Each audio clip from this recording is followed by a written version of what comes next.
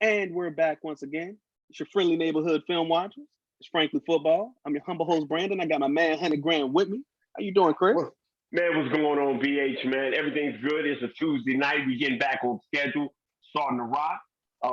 Opening of free agency is upon us, and we're in our yearly rotation. Hey, the first day's gone off. Everybody else is at work, but we think the Cowboys are steadying the ship, doing what they normally do. And it's business as usual in Frisco for us. And how does that make you feel? I see it like this, Chris.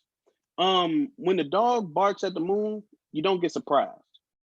Um, Right, every single year, the Cowboys are not, heavy hitters, in early free agency.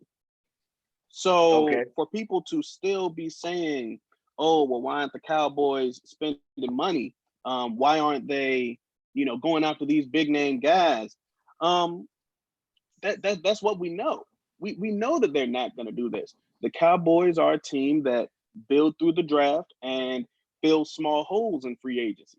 And I think that there are 31 other teams that are jealous that they do that. I think every right. team wishes that they could draft as well as us and be able to put free agency on a lower priority. So, oh, you muted, Chris. My fault, bro. There we are. No, you good. Continue. Okay. No, but I mean, most teams, I think for like you said, barking at the moon is one thing. You expect them to do that, but I think our bargain shopping mentality affects what we try to do. I think their biggest plan has always been to let's cover ourselves for what we need in the draft, and then when it happens later, I'm messing around with my camera. We No, it's cover cool. ourselves what we need before we go into the draft, and then we turn around and we draft, and then we say, okay, let's fit the pieces there. Because I think the Cowboys have been to the point. Their mentality is we trust our guys. We trust our Yeah, guys that we have in the building. They haven't gone out first day and gotten anybody big time since Brandon Carr. that's Now, right. if you think about that, that's at least 10 years since Going they on it. went Yes, out sir. outside. Yeah, going on 10 years, they've gone out and spent big money first day. And I remember when they would, they went and got him. They went and got the tackle from Arizona. Golly, third pick in the draft. He was a tackle. They moved him inside. Um, Jesus H Christ, I can't even remember his name. But Hmm. they don't go out and get guys big time anymore. They don't go out and spend a lot of money. They say let's grow our own talent.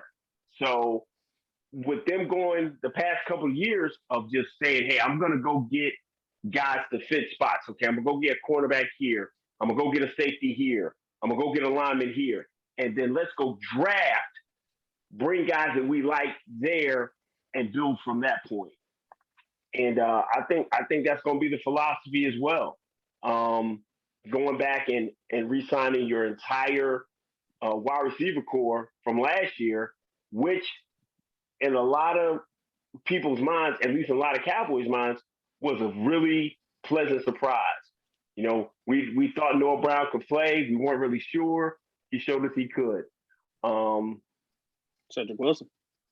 Cedric Wilson was a great surprise for us. We've been waiting for Cedric Wilson to kind of emerge, and when he had the opportunity, he did. So bringing those five guys back, if somebody doesn't play, we don't feel it's a drop off, but it isn't a drop off to the point that it drives us crazy.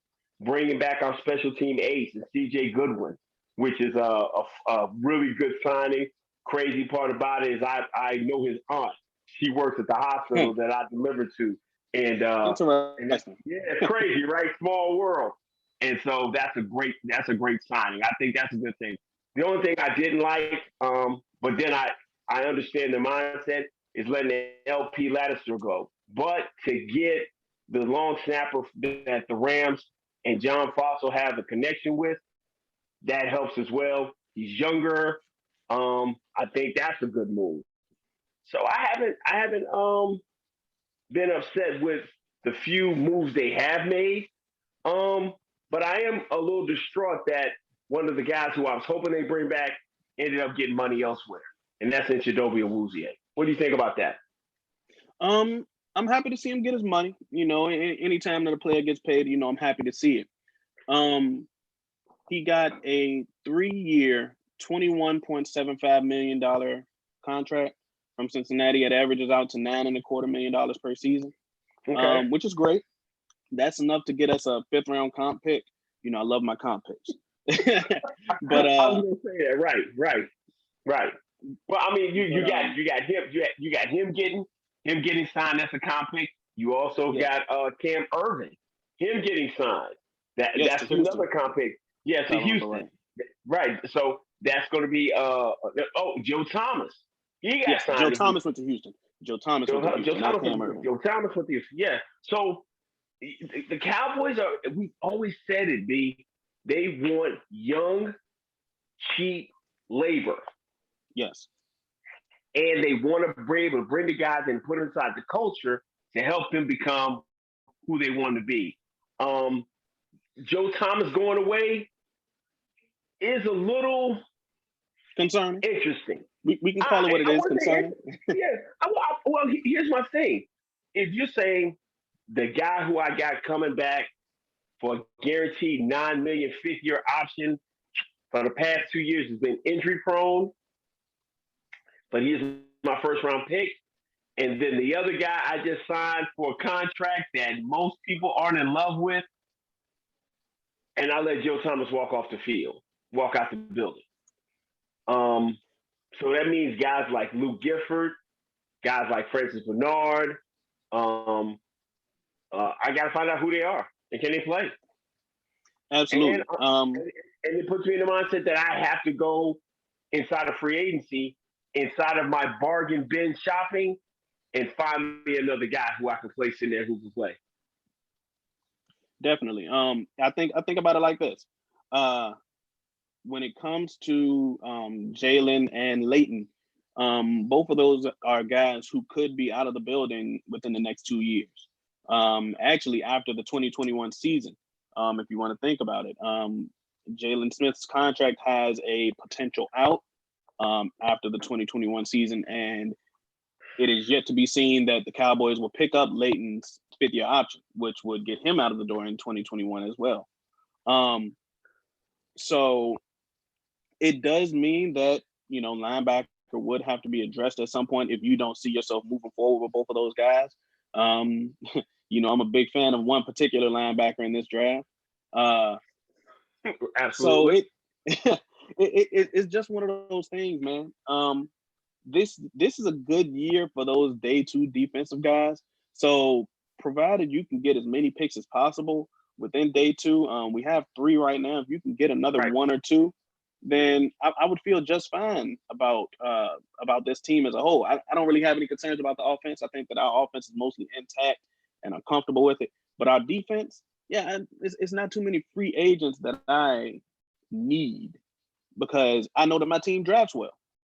I trust them to do their job. Will McClay has done his job great for the better part of a decade, and I trust him to keep doing the exact same thing.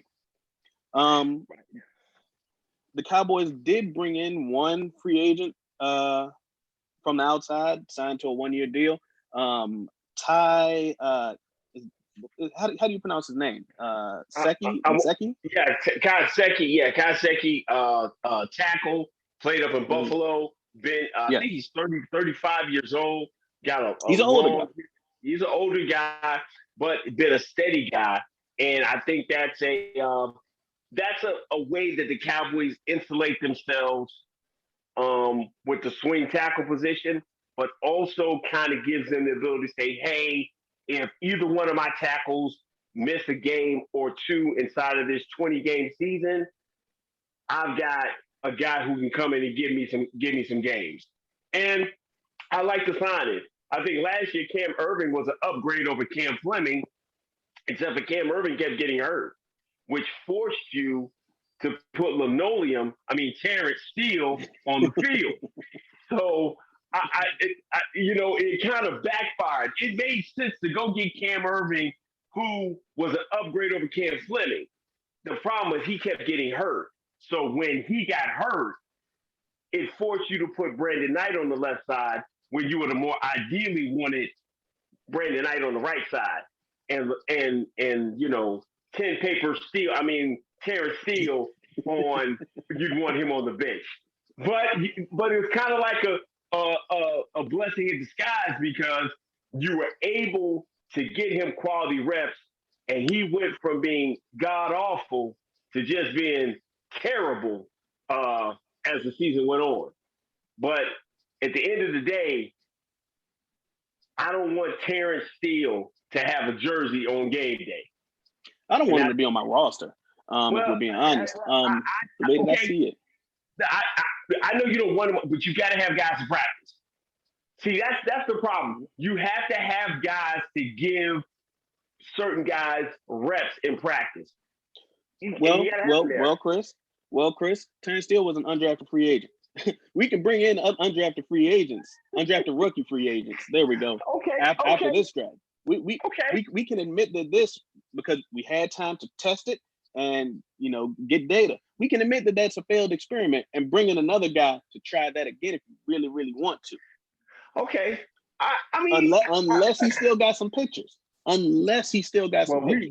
We know he got some pictures. We know he passed the pictures on to Chris Jones, and that's why Chris Jones ain't got cut. So them dudes they got a nice shared, secured system that they passing these pictures around.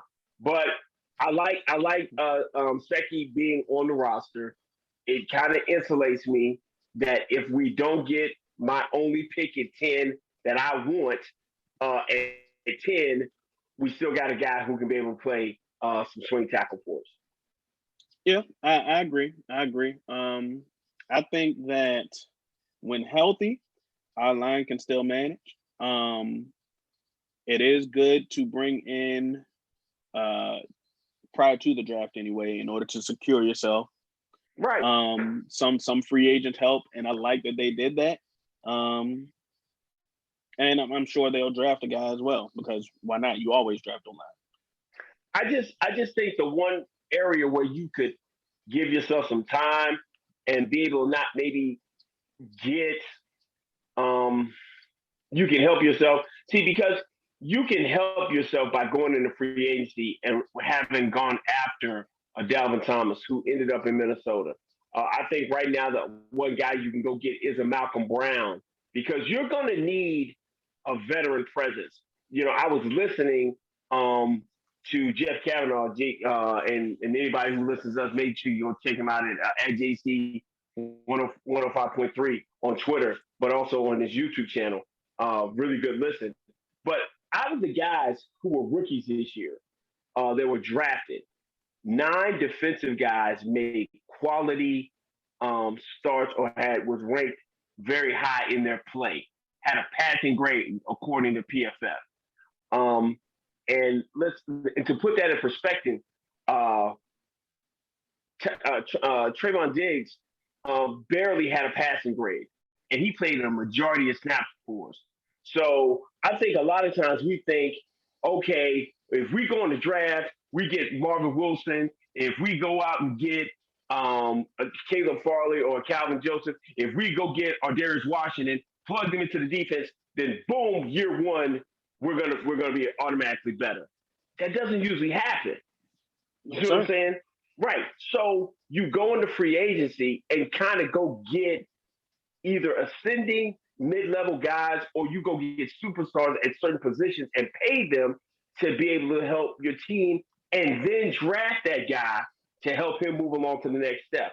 The goal last year was that if Dontari Poe and Gerald McCoy were able to play, then that would have been a rotational with Tristan Hill and Neville Gallimore for them to be better this year and be able to emerge. With McCoy getting hurt and Dontario not being able to play, it thrust Neville Gallimore into the lineup. You saw flashes, you saw little areas where he was getting better, but you still ended up having the worst run defense in Dallas Cowboy history, and it makes you question your two linebackers who 2 years ago you thought were the backbone of your defense. That's right. So I think going in and getting a stud one tech, going and getting a Malcolm Brown, going and getting him, and then backing him up with either a Marvin Wilson. And if you can't get Marvin Wilson, go get a Tyler Shelvin. And you got to find out, do you have the keys to get that guy to be who they think he is? I've heard him being compared to somebody as awesome and dominant as a Vince Wilfork. But you got to find out if you got the people in the building to light the fire underneath him for him to be that guy. So, I think you get yourself a chance to sign Leighton Vander Esch to his 5th-year option, maybe get 1 or 2 years of more production out of Jalen Smith. I know that sounds crazy, to the point that you can draft a later tier guy. You know what I'm saying? We Yeah, looked at Nick Bolton. We looked at Nick Bolton as our ideal guy to go get. Um, and I haven't, I don't think we've looked at some linebackers. We looked at, some guys who are now safeties who could move into being linebackers. Look, Nezardine, if you could turn around, because his yes, name is cooled off. If you could turn around and get Nezardine in the fourth round, you know, as a projected safety turn linebacker into the league. But he would need a year to get better playing linebacker, but you got to work on your D line so that you can be able to do something like that. Does that make sense? absolutely. It makes 100% sense. We've been saying for a while that this team has ignored the one tech spot for quite some time. And we can tell because we get 300 yards ran on us, multiple times in the season. So you can definitely Several tell it. times. In the motor words of Absolutely. G Money, several times. Right. Absolutely. Absolutely. So we can see that there's a distinct need for it. That big guy who can clog up the interior. Absolutely. Um, but sadly enough, that isn't the only space on this defense that needs help. You mentioned that you were sad to see Cheeto go. Right. I think that his departure without re-signing, whether it's Jordan Lewis or I don't really want to say this, but Don't you say it. No, don't you say that. No, sir. No, sir. There is no signing. We will not go back there. No. I, absolutely, because absolutely, I would take more options on the street than turn around for a guy who blatantly told you. And the sad part about it, I think he's also his own words killed him. But yeah, I think he maybe 100%. I think he peaked. I think he peaked his second year, He peaked and here. He peaked here. He might be able to excel in another location. Sometimes guys just got to get out of town in order to revitalize okay, their career. okay, You saw that with Rolando McClain when he came here from Oakland. yeah, yeah. You saw that I when he was able to get out of town and come here for a certain period of time, he was able to revitalize his career. But he had his own demons that caught up with him. I just, yeah, I think, yeah. See, and there lies. See, I'm telling you, man, the Alabama factory football players, man, as great as they are, they leave me with a lot of questions, man. They leave me Yes, with a sir. lot of questions. I love Diggs, um, but Reuben Foster is a question mark. Rolando is a question mark. Drake Kirkpatrick is a question mark.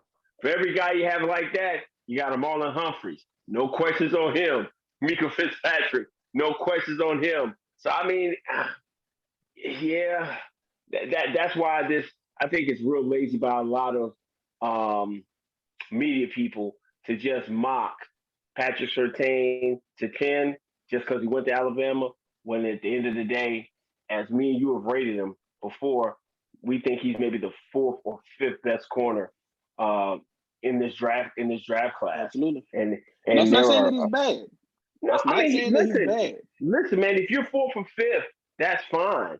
But if there are other guys who you can see that their table, their floor is a certain point, and then that their ceiling has got room to excel, I think Patrick Surtain will be a solid 7, 8 year second contract cornerback. Yeah. But I see other guys, especially my mixtape gun toting, baby seal carrying, Coach cornerback choking. coach choking. My dude, Calvin, my homeboy Calvin. You know, Hmm. if I'm seeing him at man, if I can get back up in the second round, not at 44, not at 44, but if I can get back up in the second round, I'll double dip. Man, if that joker falls to the third, man, I'm fighting to get to the podium. If he get to the Absolutely. third, Absolutely. And I'm glad that you segued into rookie corners because that's what I was leaning towards. It's a light emergency. You know, the smoke alarm is going off yet, but that's just because you've mm-hmm. been cooking something on the stove a little bit too long. It's not a fire yet, Yeah, but you know yeah, yeah, yeah. the bacon is burning. That's how I feel about our It's defensive hot. backfield. It's Yeah, it's hot. hot. It's hot It's out there. hot. Mm-hmm. It's not on fire though. It's not a grease fire yet though. Well, I mean, you That's how I want feel about our corners though. That's how I feel okay, about our entire secondary actually. Um, okay. there may be two bright spots, but it's 5 or 6 guys back there. So I think that you have to bring in someone, multiple guys in the draft in order to feel comfortable back there. Because yes, you're getting the ball ran on you for 300 yards, but you don't want to give people an excuse to throw on you for 5. Yeah, You know? see, so I mean, yeah, both of them are demoralizing. Um, Still goes back to the point of not making Zeke come back from Cabo and making him play his deal out to turn around. You could have just signed Byron Jones. Yeah, you're right. And You're right. you wouldn't even be in this problem if that was the case. But it does have you going back and looking at some guys that are out there. But listen, man, Casey Hayward's on the market. Casey Hayward's out there on the streets. So if You're Casey absolutely right. Hayward's out there on the street, um, Uh, I'd take a serious run. And listen, I'd take a serious run at Casey Hayward and still draft a corner in the second and third round if that's the case. If Casey Hayward is here, my draft situation changes dramatically because I'm still trying to take Rashawn Slater at 10, and then I can still turn around at 44 and go get Richie Grant and retransform my entire secondary. Because I can take with my yeah, second, third round. I can take with my second, third round pick itty bitty and call it a day. absolutely. I definitely consider it, and I'm glad that you mentioned Casey Hayward. Early on in the video, I mentioned comp picks. Right. Um, Players who are released Mm-hmm. don't count negatively in the comp pick formula. So guys like Casey Hayward, Adoree Jackson, Mm-hmm. those are some guys. Adoree Jackson from Tennessee. Those are guys Absolutely. that I would look at. It's kind of like those. I don't want to say role players, but not necessarily top flight guys, but guys who may be able to make a difference. Those are the type of guys that I would look at Well, I mean, because I'm going back, and you're right. I like Casey Hayward because I've seen Casey Hayward play football at a very, very high level. Dory yes, Jackson with the second round pick, right along the same lines of a Chidobe Awuzie, a guy who people were like, hey, had potential, had talent, but probably needs a different place to play and maybe have a different outcome. I think both of those guys, all three of those guys can play in this league. Um, I think if you can get Casey Hayward or you can get Adoree Jackson, you like Adoree Jackson on the inside. I need another guy on the outside that I can pair with Diggs. and I need that may another be guy I can someone pair. like Casey Hayward. That may be someone like Absolutely. Casey Hayward. Right. Right. I can. He Mm-hmm. kind of slacked off on the interceptions this past year because he only had one, but he was a guy who you could rely on for 3 or 4 interceptions a year just a few years ago. Right. I Um, mean, lockdown guy, lockdown corner, and a very good but secondary that they had in Los Angeles. So yeah, yes, I definitely would like to have him, but I also would like to be able to bring on a guy like a Calvin Joseph. If I can turn around and get an Asante Samuels Jr., who you love, love you him. know, you can bring him on, and I don't have to go out there and put another rookie out there on the island to get his lumps and maybe destroy him. But I can have a solid veteran who can kind of teach him how to become pros because I don't have that in my secondary. I don't have a guy who can show a guy how to practice and become a pro and be at a very, very high level that they all look to him to be that guy. So a Casey Hayward would be that kind of guy I want to bring in. Um, a Keon Neal who worked inside of Quinn's defense when he was in Atlanta and played at a high level and coming off Yeah, a little bit of injury, got a little injury bug. Has the ability to also play a little linebacker because that's what he's talking about doing. So, because you don't want to spend a lot of money in free agency, which they never have, you can find some ways to mix and match some pieces, but it also gets you to the second and third day of the draft that you want. And as the Cowboys are always going to do, they're going to put guys who are going to play 4 years here, go somewhere, get signed, make some money, and try to pick up an extra pick in the draft. Because I think we're going to start really being a place where we look to get 3 to 4 comp picks a year and be able to yeah, pair them up and go get other guys. yeah. That's the norm. You expect the Cowboys to be one of those teams. The Cowboys are one. The Patriots are usually another, but we've seen that they've opened up the wallet this offseason. They're the teams that will take advantage of the comp pick system. And this just so happens to be one of the years where we need it, and thank goodness that we hit heavy on it. Yeah, I think this is great. It's a great situation. So having an extra third, having an extra fourth, fifth, and a sixth gives you some ammunition to make some moves the way you want to. Um, I'm just looking at how this thing, as we get closer and closer to the draft, as we get closer and closer to building our board and presenting it to you guys here on the website, uh, where we think things can lay out. But it's the first day. We're probably going to go through all through the week. People are going to be making moves. People are going to come off the board. But there are a few guys who, man, I'm hoping. Right now, my hope is built on Malcolm Brown. Malcolm Brown helps me fill that hole. Um, I can bring Gerald McCoy back later on in the process. If I can get through the draft, figure out what I have left, I can sign him late because he's in the area, bring him on as a veteran, mid to rotational guy, bring him in. But I've got to fix the pieces with my secondary. I've got to go find a cornerback now. I've got to go find a good cornerback, and I definitely got to go find a one technique. That's top priority. Now let me ask you about this though, Chris.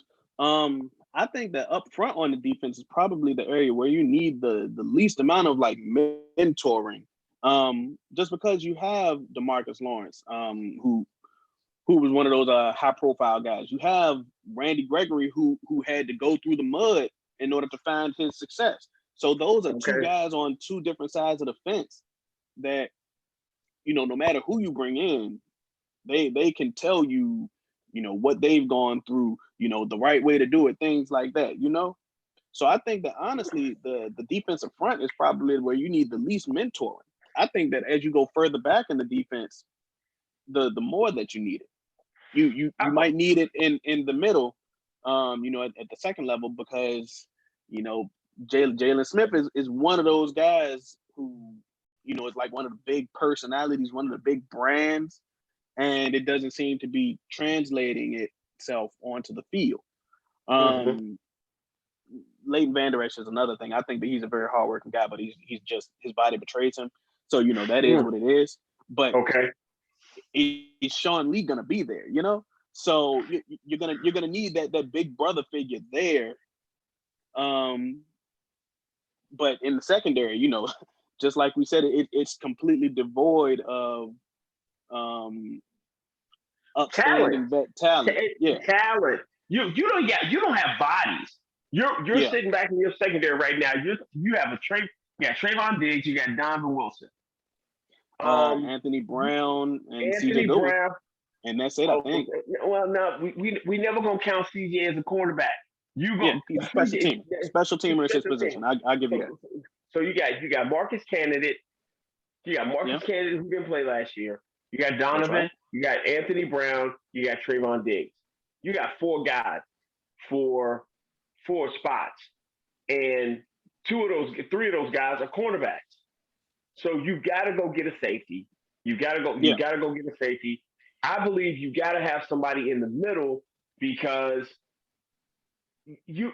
I'm not you're saying mentor. I still believe Neville Gallimore and Tristan Hill are such young players, and they don't have a guy to really get them to the next place. Antoine Woods is a good guy, and he's a good rotational piece, but he's Yeah. not a guy who's played in this league at a high level, who's expected to come in and be a cornerstone. That's why Dalvin Tomlinson was, I felt, was the guy you should have went in and broke the bank for. And he didn't go for a lot of money. 16 million guaranteed, 2-year deal, 11 million. Okay, pull a trigger on a guy here, pull a trigger on Amari. You know you want to keep Amari. Pull a trigger Yeah. on Zeke. Hey, you know what? That's gonna be one extra year. You may have to eat that. And I know, but see, hey, you listen. It's not guarded like a vampire because here's the problem: if you're in this mindset, okay, I eat Zeke's contract I go through this year, and I get to 2022, and then I start thinking about getting rid of him, then that means you're looking in the second and third round to go find and looking for a running back. And let's be honest, we ain't looked at a lot of running backs. We ain't looked at a lot of bell cow running backs. You know, you got Chuba, you got the kid out of Oklahoma State, you got the Najee Harrises. You go pick up one of the running backs out of North Carolina who's kind of, fell off the radar because all we've been looking at is outside guys and inside guys. Yeah. Okay, so if you go get one of those guys this year, he doesn't help your football team this year. You see what I'm saying? If you're looking for a running back, you're looking for him 2 years down the road because Absolutely. it could be to the point in 2 years you can be getting rid of both guys, Tony Hmm. Pollard and Ezekiel Elliott. You see what Maybe. I'm saying? Uh, Right, Pollard is going to be up for a contract in 2 years, so possibly. right, right. So, and we can be assumptive to say Tony has never been an every down back. He's No. always been a complimentary back. So you're gonna be looking for a bell cow guy. And because we're in this window now of trying to win and dominate now, get the pieces that you need to build through. You get a Malcolm Brown. You go draft a Marvin Wilson or a Tyler Shelvin or a Lee McNeil. Go draft that guy. Get the inside of your defense stronger so that you can earn the right to rush the passer. See, we just been thinking for years you should just go rush the passer. You saw last year if you can't stop the run, you don't earn the right to rush the passer. That's absolutely If right. I don't if I don't force you to third and eight, if you're always in second and four, second and three, second and one, I don't get the right to rush the passer. So That's absolutely right. I can't blame. Then I can't go and blame. Um, I can't blame Demarcus Lawrence for his contract because Demarcus Lawrence is doing his job. He's filling the edge, but you ain't got to run to the edge. All you got to do is run to the middle. I can't always blame Leighton Vander Esch because he's out of position or he's getting blocked because I don't have a guy in the middle that's keeping people and letting them run free. When he came out of college, when he came out of Boise, he was a let me run free guy and hit people guy. He's never been a guy good in trash. You got a guy playing on one leg. He's never going to be good in trash. So go get me a big space eating defensive tackle so my guys can run free and do what they do. I 100% agree. I 100% agree, and I think that you build that in the draft, and I think that's where you're going to see um, things all come together. The puzzle's finally going to fall into place at that point. I think Um, I think you can build through the draft, but because your draft guys are going to take a year to develop and get to that place that they can play at a high level, you need to go really get some actual. You can't and listen. You can't go to Plato's closet and free agency, and think I'm going to pull a gem out of every place. You got to actually go to Kohl's. You're going to have to step in the daggum Neiman Marcus. You're going to have to go to the mall and go in the daggum. Uh, um, you have to go to Kohl's or somewhere and go purchase something off the rack that's but of value. but here's the thing, Chris. The Dallas Cowboys don't shop on a Saks Fifth budget. They never have. You know, Man, like you said, they like to go to Plato's Closet. They like to go to Goodwill. You know. but but you get what sometimes you can find some gems in there. You can find some Yeah. stuff. But the last couple of years, and we can always thank the incomparable, unstoppable Lady T who does all our thumbnails. We've got one thumbnail we never put out. You know, Ever. the good never. It's in the archive, and she did a great job with it, right? Because Yeah. you was in the because you was in the Goodwill bargain bin. You know, we were trying to run out the Sinister Six, and now they turned from being the Sinister Six to the Sorry Six. You know, in the in the blink of an eye. So you go get what you paid for, man. Absolutely.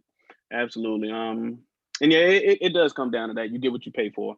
Um, and I was thinking about this. The 2020 season was the first time in a long time that the Cowboys really tried to swing for the fences on names, not necessarily on price, but on names. You had guys like Gerald McCoy, Dontari Poe, Everson Griffin.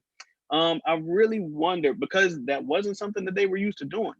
I wonder if that burned them and scared them from doing that again. I mean, well, every guy that you swung for, none of them were in their prime. When they signed Marcus Candidate, we was like, oh, Mark who? And we figured out he played in Baltimore, and he's a reserve corner. Daryl Worley was Daryl Worley. Okay. Yeah, I Uh, wasn't excited about that. Come yeah, on, yeah, man. yeah. Ha Ha Clinton Dix had been on three different teams in like 2 years. So, hmm. The one guy that we I was were kind of excited, excited for haha, man. I, I, I, I got myself excited for him. That I one mean, burned me. I mean, hilarious Clinton Dix, man, turned out to be, there you go, another Alabama guy who burns out Yeah, on you. So, this Patrick Surtain thing from the lineage, I don't know if they peaked or they're at the top of the where they are, and they're going to give you 1 to 2 years. And if you're talking about taking a guy in the first round, you want to get at least 5 good seasons out of him. So that's neither here nor there. That's just something to think about. My biggest feeling for this team right now, for my football team right now, is fix the middle of my team. Fix the middle yes. of my defensive line. I like the signing of Gesicki because I get some depth, and I need somebody to be able to play swing. Um, but I need you to go get somebody in the middle. Go get somebody in the middle, and maybe I saw them kind of the Cowboys being linked to Perriman, the middle linebacker from San Diego. Yes. Uh, um, he's coming off injury though, which is kind of the Cowboys' wheelhouse. I don't want to, I don't want to draft an injured guy, but I can probably bring a guy off of injury and bring him here and put him inside my system. Take a flyer. So, yeah, but if I'm going to take a flyer on an injured guy, let's go take a flyer on the dynamic guy, like a Malik Hooker, which you can't do that either because I think he signed to somebody now. Yeah, yeah. That would Malik Hooker would be one of those guys. I told you how much I like my comp picks, so he wasn't the guy that was released. So, but like you said, sometimes you got to spin, man. Sometimes you got to go to Coles. So he might be the guy that you go to Coles for. Listen, listen. You got a discount. You got a discount because you can go get him on a 1 year deal and make him prove it. Okay, so go find a guy for my back end because I got to fill it out that I can get on a discount move. A guy who's Okay. played at a high level and put him on a discount move. I don't want to do discounts in my defensive line because I want those guys to be able to be there for a couple of years because I just want them to be there for a couple of years because the guys I draft is going to take a year, maybe 2 years to get up to speed, and So that's if what I'm if you looking look at. if you're looking for long term guys, don't you just draft those guys anyway? Because if you're getting long I term, that's gonna be like your bigger name, high dollar guys. You're not gonna sign like just a guy to like a 4 year deal. You know? No, no, but okay. So if I want to go get a 1 year German guy, I can go get Trey Boston for 1 year for my secondary. Yeah. Okay, because he's notorious for getting 1 year deals for my secondary. But if I'm looking inside and I'm going to draft because the bigger guys who I'm looking at are on day two, day three guys. Marvin Wilson, uh, Barrymore, who I don't think is a first round draft pick. I don't care what nobody says. I don't believe he's a first round draft pick. Somebody gonna make that mistake. I don't listen. He let's look at it like this, and this is what I've always thought about. Barmore was a guy who played in the second half. Okay, he wasn't. He's not Quentin Williams. No. He's not Quentin Williams. Quentin Williams is an every down guy. I'll give you a second round pick right now for Quentin Williams, and I wouldn't even blink an eye. Okay, and I fix my defensive line for the next 4 years to come. So Yes. Christian Barmore isn't that guy, but I know Marvin Wilson. Marvin Wilson is that guy. He's got 2 years of college tape where he ripped the whole world up. You know what I'm saying? Yes. I know Tyler Shelvin can be that guy. I just got to be able to flip a switch on him. I know Elaine McNeil is that guy because As long as his asthma not acting up. hey, when his asthma ain't acting up, he's a guy.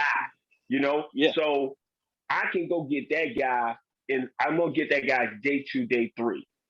With my linebackers, I may have to go spend some money. I know I'm gonna have to go spend some money on a cornerback. I don't want to get an old guy, Richard Sherman. I don't want to go get an old safety. You know that other guy that I refuse to say his name that everybody had us linked to that we did 2, 3 videos on. I refuse to deal with him because he still got problems with his wife. So I'm not saying that dude's name. So go get a guy if you're going to get him 1 year deal. Go get him a Malik Hooker. Go get a Trey Boston. Bring him in on a 1 year deal. Spend some money to D tackle. Maybe take a flyer on Perriman because he's been injured, and fill this thing out. And then go in the draft and get some guys. There are plenty of ball players in this thing that you can go find. You got you got the Diablos, the Coxes. You've got a lot of good young linebackers. If I can't go get Nick Bolton, because I don't think Nick Bolton doesn't make it out of 25, in my opinion. Yeah. Yeah. Nick Bolton don't make it past 25. So if I don't have a shot at him, at 10, I get the guy I want. I solidify my offensive line for the next 10 years. I go on free agency. I can deal with a couple different pieces and then draft those guys day 2 or day 3 and help my football team. Yes, sir. Yes, sir. I 100% agree, man. But yeah, free agency is a process, and we just gotta let the process work. And don't try to jump off of the ledge when the Cowboys are doing things that the Cowboys do. But I think that's it, man. I didn't want to take up too much of your time. We took a solid 30 minutes. Yeah, I hope we didn't bore you or made you say, "Oh man." But listen, man, you've been on this ride with us for a year, and if you know anything about me and Brandon, man, our mindset is we're about team building. We don't want to get the splash in the pan. We want to build a football team that has longevity. So, in the next couple of weeks, because it's middle of March. Probably gonna set our board here, probably the beginning of April, because he's got some big things he's doing. Engagement pictures and picking out, colors and cake flavors and all that kind of fancy stuff. That guys who are betrothed do. And but we're not gonna leave you without content here. So do us a favor, hit the like button, man. Help us in the algorithm. Hit the subscribe, man. Share us, man. Talk to us about your friends at the water cooler, and we're going to be bringing some guys on down the road here soon to kind of get their insight of what they think about free agency. And, man, we appreciate y'all, man. It's been a year, man.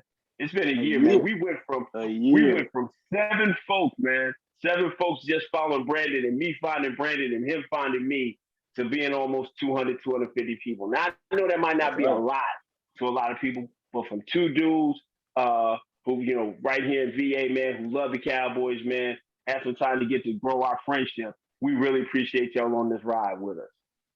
Absolutely, absolutely. So, hey, man, I'm Brandon. That's my guy.